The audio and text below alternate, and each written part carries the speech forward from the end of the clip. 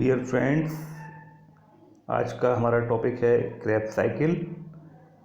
Krebs cycle को पढ़ने से पहले आपको मेरा जो पहला वीडियो था ग्लाइकोलाइसिस का, उसको स्टडी करना आवश्यक है, क्योंकि ग्लाइकोलाइसिस और क्रेब्स साइकिल दोनों ही सेलुलर रेस्पिरेशन के पार्ट हैं और दोनों एक दूसरे से वेल कनेक्टेड हैं। ग्लाइकोलाइसिस की प्रक्रिया में ग्लूकोज के मॉलिक्यूल का इनकम्प्लीट ऑक्सीडेशन होता है, जिससे हमको एंड प्रोडक्ट के रूप में 2 मॉलिक्यूल पायरुविक एसिड के प्राप्त होते हैं। साथ ही हमको 10 एटीपी भी प्राप्त होते हैं, लेकिन ग्लाइकोलाइसिस की प्रक्रिया में 2 एटीपी का लॉस होता है। इस प्रकार से हमको ग्लाइकोलाइसिस में नेट गेन जो एटीपी का होता है वो 8 एटीपी होते हैं। आइए क्रेब्स साइकिल को अब विस्तार से पढ़ते हैं। क्रेब्स साइकिल की खोज सर हैंस एडोल्फ क्रेब्स ने की थी, जिसके लिए इनको 1953 में नोबेल प्राइज से सम्मानित किया गया था। इस चक्र को सिट्रिक एसिड साइकिल भी कहते हैं, क्योंकि इस चक्र का जो पहला उत्पाद होता है वो सिट्रिक एसिड ही होता है। इस साइकिल को टीसीए साइकिल या ट्राई कार्बोक्सिलिक एसिड साइकिल भी कहते हैं, क्योंकि सिट्रिक एसिड में 3 कार्बोक्सिलिक समूह पाए जाते हैं। यह चक्र माइटोकॉन्ड्रिया के मैट्रिक्स में ऑक्सीजन की प्रेजेंस में होता है।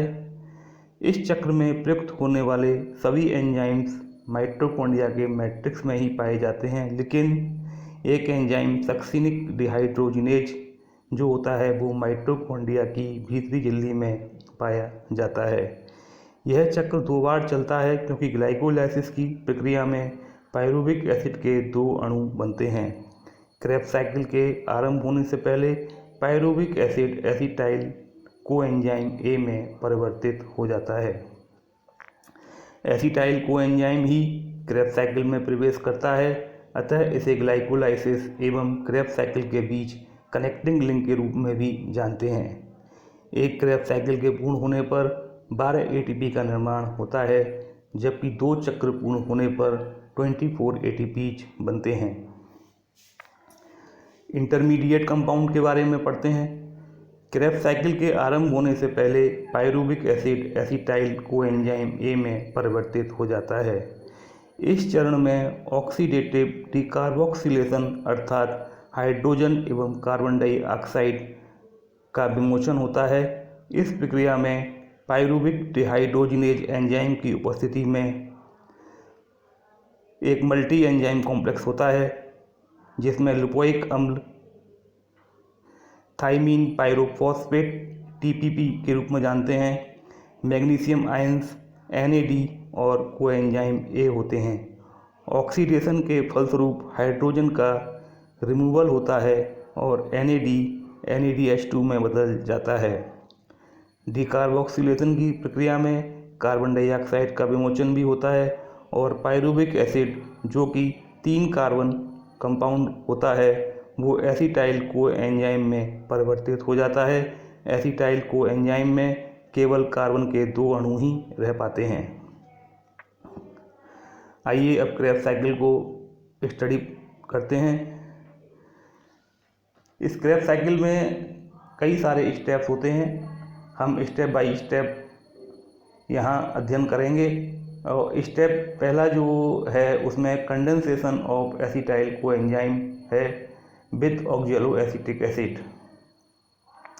इस चरण में कंडेंसेशन या संघनन की प्रक्रिया के द्वारा एसिटाइल कोएंजाइम ए जो कि एक 2 कार्बन कंपाउंड होता है, सिट्रिक सिंथेज एंजाइम की उपस्थिति में ऑक्जेलो एसिटिक एसिड जो कि एक 4 कार्बन कंपाउंड से क्रिया करता है और सिट्रिक एसिड बनाता है जो कि एक 6 कार्बन कंपाउंड होता है।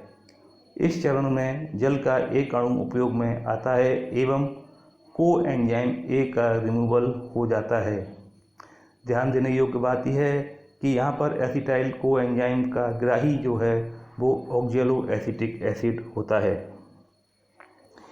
स्टेप 2 है जिसको हम isomerisation of citric acid into isocitric acid भी बोलते हैं। इस चरण में सिट्रिक एसिड एकोनाइटेज एंजाइम एवं आयरन आयंस की उपस्थिति में सिस एकोनिटिक एसिड जो कि एक 6 कार्बन कंपाउंड है उसमें बदल जाता है। इस चरण में एक जल के अणु का विमोचन होता है। चरण के अगले भाग में सिस एकोनिटिक एसिड जो कि एक 6 कार्बन कंपाउंड था, एकोनाइट्रेज एंजाइम एवं Fe आयंस की उपस्थिति में आइसोसिट्रिक एसिड में बदल जाता है, जो कि स्वयं एक 6 कार्बन कंपाउंड होता है। इस चरण में जल के एक अणु उपयोग में आता है। स्टेप थर्ड, इस चरण में आइसोसिट्रिक एसिड जो कि एक 6 कार्बन कंपाउंड है, आइसोसिट्रिक डिहाइड्रोजिनेज एंजाइम की सहायता से ऑक्जेलोसक्सिनिक एसिड में परिवर्तित हो जाता है। इस चरण में ऑक्सीकरण की अभिक्रिया होती है और एक अणु NAD का NADH2 में बदल जाता है। इसी चरण में जल के अणु का भी विमोचन होता है। आगे ऑक्जेलोसक्सिनिक एसिड जो कि एक 6 कार्बन कंपाउंड है, डिकार्बोक्सिलेज एंजाइम की उपस्थिति में अल्फा कीटोग्लूटेरिक एसिड में बदल जाता है, जो कि एक 5 कार्बन कंपाउंड होता है। अल्फा कीटोग्लूटेरिक एसिड पूरे जो ये चक्र है क्रेब्स साइकिल का, इसमें केवल एक ऐसा अकेला कंपाउंड है जिसमें 5 कार्बन पाए जाते हैं। इस अभिक्रिया में एक अणु CO2 का भी रिमूव होता है। स्टेप 4 में अल्फा कीटोग्लूटेरिक एसिड जो कि एक 5 कार्बन कंपाउंड था, अल्फा कीटोग्लूटरेट डिहाइड्रोजिनेज एंजाइम जो कि एक मल्टी कॉम्प्लेक्स एंजाइम है के द्वारा सक्सिनाइल कोएंजाइम A में बदल जाता है, जो कि एक 4 कार्बन कंपाउंड होता है। इस अभिक्रिया में NAD NADH2 में परिवर्तित होता है, साथ ही एक अणु CO2 का भी रिमूव होता है। इस अभिक्रिया में कोएंजाइम A यूज होता है। जब NAD से NADH2 बनता है तो एक ऑक्सीजन का परमाणु काम में आता है और जल का अणु बनता है।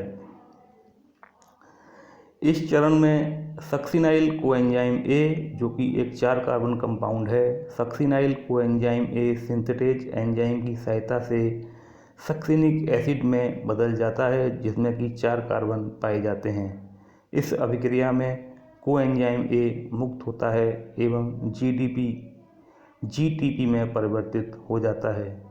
GDP की फुल फॉर्म ग्वानोसिन डाइफॉस्फेट है, जबकि GTP को हम ग्वानोसिन ट्राइफॉस्फेट कहते हैं। इस स्टेप में सक्सिनिक एसिड जो कि एक 4 कार्बन कंपाउंड है, सक्सिनिक डिहाइड्रोजिनेज एंजाइम की उपस्थिति में फ्यूमेरिक एसिड में बदल जाता है, जो कि स्वयं एक 4 कार्बन कंपाउंड है। इस अभिक्रिया में हाइड्रोजन मुक्त होता है, जिसको FAD ग्रहण कर FADH2 में बदल देता है। इसी अभिक्रिया में एक ऑक्सीजन का परमाणु मुक्त होता है तथा जल का अणु बनता है। इस स्टेप में फ्यूमेरिक एसिड जो कि एक 4 कार्बन कंपाउंड था, फ्यूमरेज एंजाइम की हेल्प से मैलिक एसिड में बदल जाता है। मैलिक एसिड में कार्बन की संख्या 4 होती है। इस अभिक्रिया में एक जल का अणु यूज में आता है। इस चरण में malic acid malic dehydrogenase enzyme की सहायता से ऑक्जेलो एसिटिक एसिड में बदल जाता है।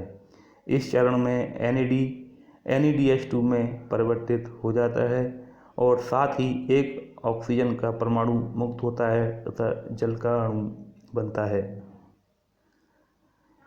इस स्लाइड में आप पूरी क्रेब्स साइकिल को एक नज़र में देख सकते हैं। यह एक साइक्लिक प्रोसेस है जो कि चलता रहता है। जैसे ही ऑक्जेलो एसिटिक एसिड बनता है वो फिर से एसिटाइल कोएंजाइम A से रिएक्ट करता है और उसको सिट्रिक एसिड में बदल देता है। क्रेब्स साइकिल के ATP काउंट की अगर बात करें तो यहाँ बहुत इम्पोर्टेंट ये कुछ पॉइंट्स मैंने यहाँ बताए हैं जिनको आप ध्यान से देखें कि एक NADH2 के अणु से 3 ATP के अणु प्राप्त होते हैं, जबकि एक FADH2 के अणु से 2 ATP प्राप्त होते हैं और एक GTP के जो अणु है उससे हमको 1 ATP का अणु प्राप्त होता है। एक क्रेब्स चक्र पूर्ण होने में 3 NADH2, 1 FADH2 और 1 जीटीपी प्राप्त होता है, अर्थात कुल 9 + 2 + 1 = 12 एटीपी प्राप्त होते हैं। 3 NADH2 के मॉलिक्यूल हमको 9 एटीपी देंगे, जबकि 1 FADH2 का मॉलिक्यूल हमको 2 एटीपी देगा और 1 GTP का मॉलिक्यूल हमको 1 एटीपी देगा। इस प्रकार से हमको टोटल 12 एटीपी प्राप्त होते हैं। 2 बार क्रेब्स चक्र पूर्ण होने पर बनने वाले एटीपी की संख्या 2 × 12 = 24 हो जाएगी। एक पाइरुविक अम्ल के अणु से इंटरमीडिएट यौगिक एसिटाइल कोएंजाइम A बनता है। हमने पढ़ा था कि ग्लाइकोलाइसिस के बाद क्रेब्स चक्र डायरेक्ट शुरू नहीं हो पाता है, क्योंकि पाइरुविक एसिड को माइटोकॉन्ड्रिया में डायरेक्ट प्रवेश नहीं मिलता है। इसको पहले pyruvic acid acetyl coenzyme A में परिवर्तित होता है और इस जो इंटरमीडिएट स्टेप है इसमें भी एक NADH2 का अणु बनता है। क्योंकि यह प्रक्रिया 2 बार होती है, क्योंकि ग्लाइकोलाइसिस में पाइरुविक एसिड के 2 अणु बने थे, तो पाइरुविक एसिड के 2 अणु से 2 बार एसिटाइल कोएंजाइम A बनेगा। इस प्रकार से हमको 2 NADH2 इंटरमीडिएट रिएक्शन में मिलेंगे, जिससे मिलने वाले एटीपी की संख्या 6 होगी। इस प्रकार ग्लूकोज के अणु के ऑक्सीकरण से ग्लाइकोलाइसिस प्लस इंटरमीडिएट स्टेप और प्लस क्रेब्स साइकिल में कुल जो एटीपी का लाभ होगा वो 8 + 6 + 24 = 38 होगा। इस प्रकार से ग्लूकोज के ऑक्सीडेशन से हमको ग्लूकोज के एक अणु के ऑक्सीडेशन से 38 एटीपी का लाभ होता है।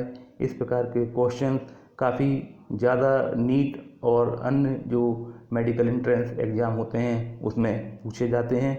निश्चित ही आप लोगों को इससे बेनिफिट होगा, और अगर आपको इससे संबंधित कोई डाउट्स हैं तो आप हमारे YouTube चैनल में के कमेंट बॉक्स में अपने कमेंट लिखकर हमसे क्वेश्चंस पूछ सकते हैं। आप हमारे चैनल्स को देख रहे हैं, लाइक कर रहे हैं, सब्सक्राइब कर रहे हैं, इसके लिए I am very thankful to all of you.